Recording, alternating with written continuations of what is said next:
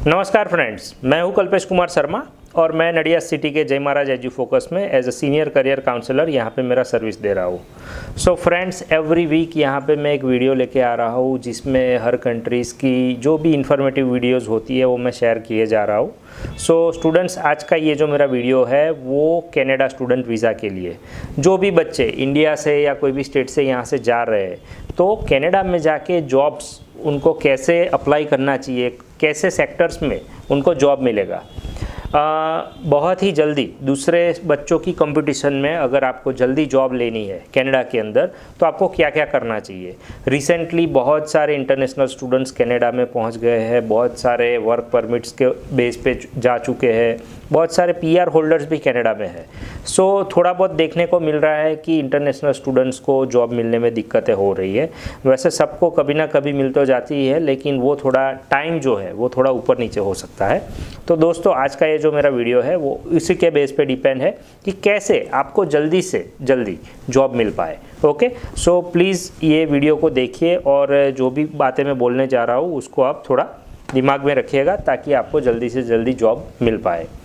Okay, सो सबसे पहले दोस्तों अगर मैं बात करूं तो जॉब्स पाने के लिए वैसे तो बहुत सारी वेबसाइट है, सब कुछ है, लेकिन लिंक्डइन एक ऐसी चीज़ है जिसके ऊपर अगर आपका लॉगिन आप कर लोगे तो आपको जिस सेक्टर में जॉब करनी है उस सेक्टर्स के हाईली प्रोफेशनल पीपल वहाँ पे अवेलेबल होंगे।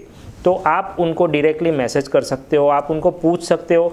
आप अगर उनकी प्रोफाइल भी चेक करोगे तो आपको पता चलेगा कि जो भी आपका ड्रीम जॉब है या जो भी छोटा मोटा जॉब है वो जॉब लेने के लिए कौन कौन से सर्टिफिकेट्स अवेलेबल है उनके पास, क्या क्या उन्होंने अचीव करके रखा है, क्या क्या अवेलेबिलिटी होनी चाहिए, एलिजिबिलिटी क्या क्या होनी चाहिए, वो सब कुछ आपको लिंक्डइन के बेस पे से पता चल सकता है। हो सकता है आपको जिस फील्ड में काम करना हो ऐसे 5-10 लोगों को आप मैसेज भेज सकते हैं। ऐसा भी होगा कि 10 लोगों को मैसेज भेजेंगे तो सिर्फ 2 या 3 बंदे रिप्लाई करें, कभी कभी हो सकता है कोई भी रिप्लाई ना करे। तो आपको जो है वो हिम्मत रखनी पड़ेगी शुरुआत के 2-3 महीने के फेज़ में। तो वो एक चीज़ ध्यान में रखिएगा। इसके अलावा दोस्तों, इसके अलावा अगर मैं आपसे बात करूँ कि आपको कनाडा में जॉब ढूंढने के लिए एक इंडीड है, एक ग्लासडोर करके है, मॉन्स्टर करके है, मैकडोनाल्ड की वेबसाइट्स पे जाइए, आप सबवे की वेबसाइट पे जाइए, डोमिनोज या जो कुछ भी है आप, राइट, टीम हॉर्टन्स पे जाइए।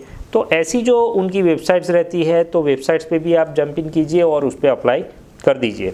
हो सकता है कभी ना कभी किसी को कॉल आ जाए। कई बच्चों को ऐसा भी होता है किसी और जगह पे जॉब लग जाने के बाद उनको फिर से कॉल आता है, यानी कि जब एक्चुअल अप्लाई करते तब नहीं आता है, लेकिन 1 महीना 2 महीना जब उनको सच में कंपनीज़ को अगर सच में जब वैकेंसी की ज़रूरत रहेगी, कंपनी को जब एम्प्लॉय की ज़रूरत रहेगी तब वो आपको कॉल करेंगे। हो सकता है आपका नसीब उस टाइम पे चमक जाए और आपके पास अगर 1 जॉब है तो 1 से 2 जॉब आपको हो जाएगी। तो ये भी एक बहुत ही अहम बात है। तो ये सब भी चीज़ें तो है ही है। इसके अलावा दोस्तों, किसी भी कंपनी में कनाडा के अंदर एक्सट्रीम कोल्ड वेदर रहता है, तो बहुत सारी कंपनीज ऐसी होती है जो कभी कभी विंटर में या उस टाइम पे उनका थोड़ा बहुत जो वर्किंग शेड्यूल है वो थोड़ा बहुत ऊपर नीचे हो सकता है। तो आप जिस फील्ड में जॉब करने जा रहे हो तो उस कंपनी का आप थोड़ा शेड्यूल देखो, आप कंपनी का फ्यूचर बिजनेस थोड़ा बहुत देखो, कंपनी की इन्फॉर्मेशन ले लो अपने फ्रेंड से या जो भी पहले के प्रीवियस एम्प्लॉई है अगर कोई पहचान में है तो। क्योंकि कनाडा में ऐसा बहुत बार देखा गया है कि ड्यू टू विंटर सीजन या due to some kind of weather situation companies में काम कम हो जाता है, तो उसकी जो इफ़ेक्ट है वो उसके एम्प्लॉयर्स पे डायरेक्टली आती है। तो अगर आप भी उस कंपनी के एम्प्लॉई हो रहे हो तो आपको ज़रूर विंटर में आपको कम आवर्स मिलेंगे। अगर कम आवर्स मिलेंगे तो आपके बैंक अकाउंट में कम डॉलर आने वाले हैं। तो आप अपनी जो फ़ीस है वो आप टाइम से ना भर पाओ या फ़ीस में आपको GIC का भी सपोर्ट लेना पड़े, या तो कभी कभी ऐसा भी होता है कि इंडिया से भी डॉलर्स मंगवाने पड़ सकते हैं, पैसे मंगवाने पड़ सकते हैं। तो आप ये भी एक चीज़ ध्यान में रखिएगा। तो अगर आपको ऐसा लगेगा कि सर ऐसी बात है तो कैसी इंडस्ट्रीज़ में काम करना चाहिए, तो दोस्तों मेरे ख्याल से जो फूड इंडस्ट्री है वो ऐसी इंडस्ट्री है जिसमें कभी ना रिसेशन देखने को मिला है और ना आपको वर्किंग आवर्स में प्रॉब्लम होगी। तो एक फूड इंडस्ट्री है। प्रोडक्शन और मेंटेनेंस इंडस्ट्री भी ऐसा है कि जिसमें आपको काम हमेशा मिल सकता है। तो ये चीज़ें आप थोड़ा ध्यान में रखिएगा। तो ये ऐसी थोड़ी बहुत फील्ड है जिसमें आपका जो प्रोग्रेस है, जो वर्किंग आवर्स है वो आपको अच्छा मिल पाएगा। इसके अलावा दोस्तों अभी जो मैं बात करने जा रहा हूँ वो बहुत ही अहम है। अगर किसी भी इंटरनेशनल स्टूडेंट्स को कनाडा के अंदर अगर जॉब करनी है, मान लीजिए आपने 12th किया है, तो 12th के बाद आपके प्रीवियस कंट्री में जिस कंट्री से आप ओरिजिनेट हो वहाँ पे अगर आपका वर्क एक्सपीरियंस नहीं है और आप कनाडा में गए हो, तो अभी फ्रेशर्स बच्चों को जॉब मिलना मुश्किल हो जाता है।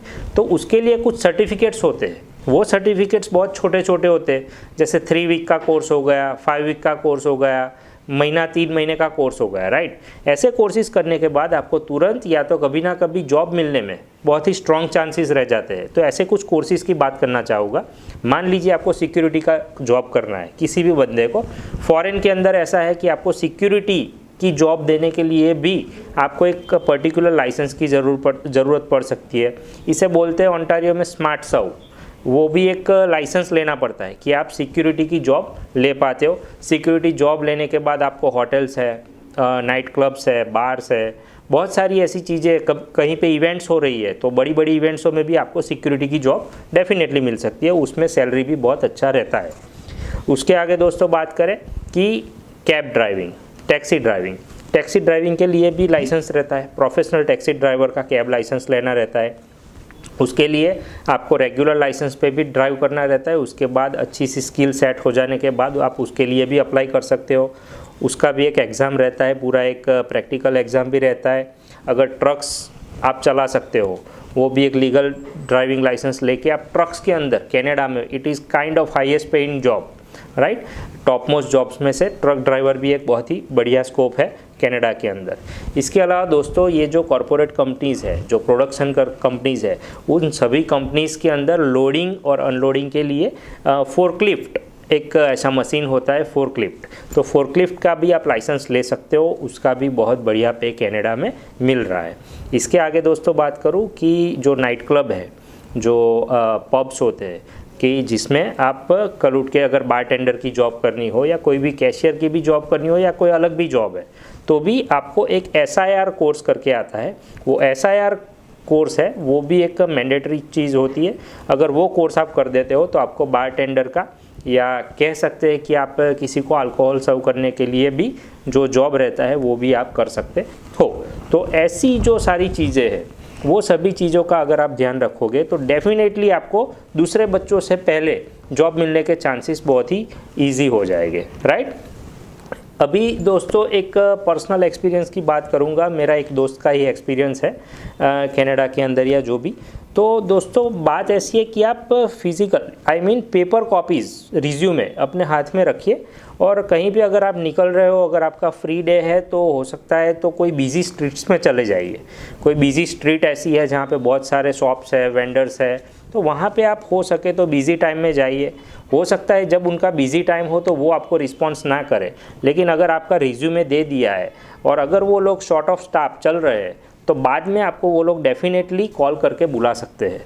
तो ये चीज़ भी आप बहुत ही ध्यान में रखिएगा, क्योंकि इंटरनेट पे भी बहुत सारी एप्लीकेशंस ऑलरेडी होती है। वो लोग वेबसाइट्स के जो इंक्वायरीज़ है उनको भी रिस्पॉन्स करते हैं, लेकिन जो फिज़िकल उनके पास जो पेपर रिज्यूमे रहता है वो हो सकता है मैनेजर को एक दिन में 2 बार 3 बार देखने को मिल जाए, और अगर आपका नसीब अच्छा है तो वो लोग कॉल कर लेंगे, आपका इंटरव्यू हो सकता है, बाद में आपका जो परफॉर्मेंस है इंटरव्यू में और आपका लक दोनों ही काम करेगा।